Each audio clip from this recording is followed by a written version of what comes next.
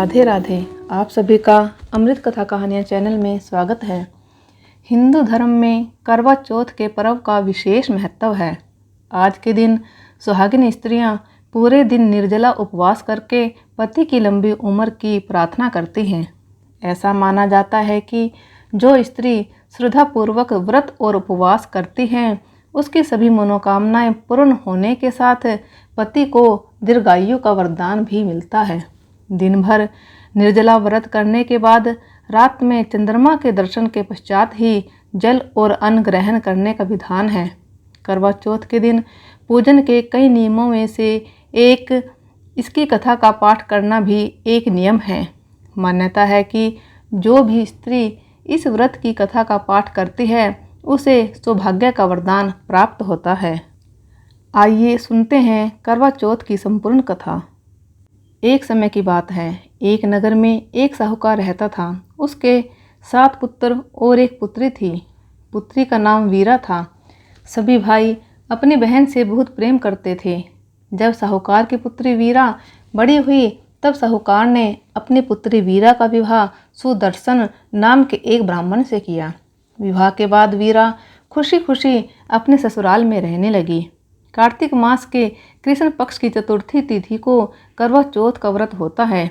विवाह के बाद वीरा का यह पहला करवा चौथ व्रत होता है और वह अपने मायके करवा चौथ का व्रत रखने के लिए आती है। उसकी भाभियां उसे समझाती हैं कि आज तेरा पहला करवा चौथ का व्रत है। इस व्रत के भी कुछ नियम होते हैं। इस व्रत के दौरान चाकू चलाना, सिलाई कढ़ाई करना, बुनाई करना सब मना होता है। परंतु वीरा यह सब नहीं सुनती और अपनी भाभियों की बात को अनसुना करके कढ़ाई करने बैठ जाती है। ऐसे ही सारा दिन निकल जाता है। रात्रि के समय जब साहूकार के सभी लड़के भोजन करने बैठे, तो उन्होंने अपनी बहन से भी भोजन का आग्रह किया। इस बात पर बहन ने कहा कि भैया, आज मैंने करवा चौथ का व्रत रखा है और चंद्रमा के दर्शन के पश्चात ही कुछ खा सकती हूँ। चांद के निकलने पर उसे अर्घ्य देकर ही अन्न और जल ग्रहण कर सकती हूँ। साहूकार के बेटे अपनी बहन से बहुत प्रेम करते थे और उन्हें अपनी बहन का भूख से व्याकुल चेहरा देख बेहद दुख हुआ। अपनी बहन का ये हाल देखकर उन्हें ऐसा विचार आया कि यदि चंद्रमा जल्दी ही निकल आए तो उनकी बहन व्रत का पारण कर सकती है। सबसे छोटे भाई से अपनी बहन की ये हालत देखी नहीं जाती। इस वजह से वह नगर के बाहर जाकर वहां पीपल के पेड़ पर चढ़कर दीपक जलाकर छलनी की ओट में रख देता है।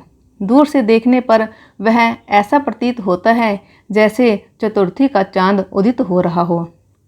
घर वापस आकर भाई ने अपनी बहन से कहा, देखो बहन, चंद्रमा निकल आया है। अब तुम अर्घ्य देकर भोजन ग्रहण कर सकती हो। साहूकार की बेटी वीरा ने अपनी भाभियों से चंद्रमा देख करके व्रत खोलने को कहा, लेकिन उनकी भाभियों ने इस बात से मना कर दिया और बताया कि अभी चांद नहीं निकला है, बल्कि उनके भाइयों ने प्रेमवश और बहन को भूख से व्याकुल देखकर ही नकली चांद दिखा दिया है।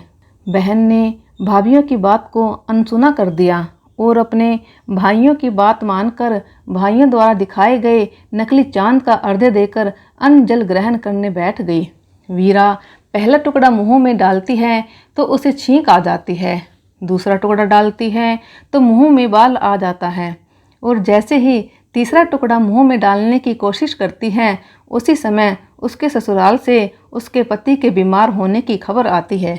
यह सुनकर उसकी भाभी बोलती हैं कि मैंने कहा था अपने भाइयों की बातों में मत आओ, अभी चंद्रमा नहीं निकला है, अपना व्रत खंडित मत करो, पर तुमने हमारी एक नहीं सुनी। यह सुनकर साहूकार की पुत्री वीरा रोने लगती है और रोते रोते अपने ससुराल चली जाती है। जब वह ससुराल पहुंचती है तो देखती है कि उसका पति पूरी तरह से पत्थर का बना होता है। साहूकार की पुत्री वीरा ने जितनी सुइयां कढ़ाई करने के पिरोई थी, उतनी सुइयां उसके पति के सिर में चुभी होती हैं। यह देखकर वीरा रोने लगती है और कहती है, हे माँ करवा चौथ, मुझसे भूल हो गई। मैंने अपनी भाभियों की बात नहीं मानी और अपने भाइयों की बातों में आ गई। मुझे क्षमा कर दो। माँ, मेरी गलती की सज़ा मेरे पति को न दो। वीरा को अपनी गलती का एहसास होता है और वह अपने पति के सर में से उन सुइयों को हर रोज़ निकालती है। इस तरह से पूरा साल बीत जाता है और अगले साल फिर करवा चौथ व्रत आता है। साहूकार की पुत्री वीरा पूरे रीति रिवाज के साथ व्रत रखती है। वह अपने पति के सर को अपने गोद में रखकर सुइयां निकाल रही होती है। तभी बाहर करवा बेचने वाला आता है। तब वह अपने घर की नौकरानी को यह बोलकर कि तुम इनका ख्याल रखना बोलकर करवा लेने चली जाती है। नौकरानी के मन में खोट घर कर लेता है। वह सुदर्शन के सर में से सुइयां निकालने लगती है। जैसे ही वह आखिरी सुई निकलती है वैसे ही वीरा के पति सुदर्शन को होश आ जाता है और वह नौकरानी को अपनी पत्नी वीरा समझ लेता है और अपनी पत्नी वीरा को नौकरानी समझ लेता है। पर वीरा चुप रहती है और उस समय कुछ नहीं कहती। वह कहती है, हे करवा माँ, मेरे पति ठीक हो गए, मुझे और कुछ भी नहीं चाहिए। कोई बात नहीं, अगर वह मुझे भूल गए हैं तो एक दिन उनको सब कुछ याद आ जाएगा, ये मेरा विश्वास है और नौकरानी का झूठ सामने आ जाएगा। यदि मैंने इस समय इन्हें कुछ कहा तो इनकी तबीयत और न खराब हो जाए, मुझे चुप ही रहना होगा। इस तरह वीरा नौकरानी बनकर रहने लगी।